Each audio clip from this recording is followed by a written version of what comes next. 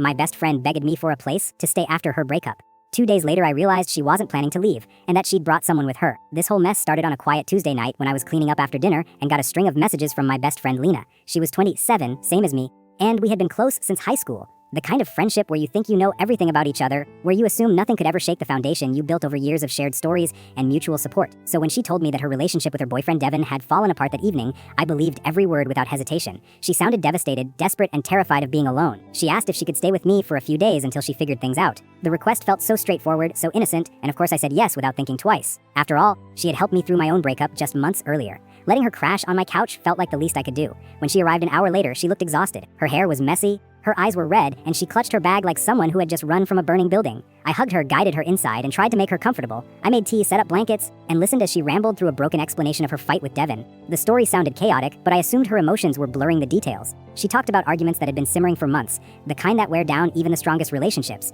She kept saying she just needed 1 or 2 days to breathe, maybe recharge, and then she would figure out what to do. I reassured her over and over, telling her she could stay as long as she needed. At the time, those words felt comforting. Looking back, I realized they were the first brick in a path I had no idea I was building. The first night was peaceful. She cried a little before bed, but otherwise she seemed grateful and quiet. I felt that old warmth of friendship, the kind that makes you feel like you are doing something meaningful. The next morning, I left early for work and returned to find the apartment spotless, dishes washed, and Lena sitting on the sofa watching a show. She smiled when I walked in and thanked me again for letting her stay. It felt good, in a way, like she appreciated the space. I figured things would resolve quickly. Maybe she would call Devin, maybe they would talk things out or decide to go separate ways.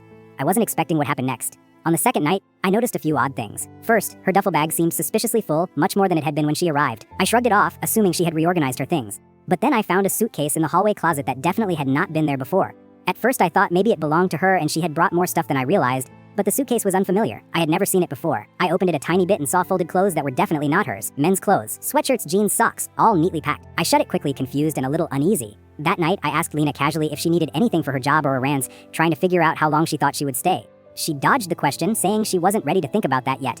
I tried not to push because I didn't want her to feel pressured, but something in her tone rubbed me the wrong way. She had shifted from apologetic and emotional to comfortable and settled. The energy in the apartment felt like someone slowly unpacking and claiming little corners of my life without asking. I kept reminding myself that she was going through a lot and probably just overwhelmed. Still, I went to bed unsettled, thinking about that suitcase. Everything clicked into place the next morning when I woke up earlier than usual. I walked into the kitchen expecting to find Lena alone, but instead I heard low voices coming from the living room.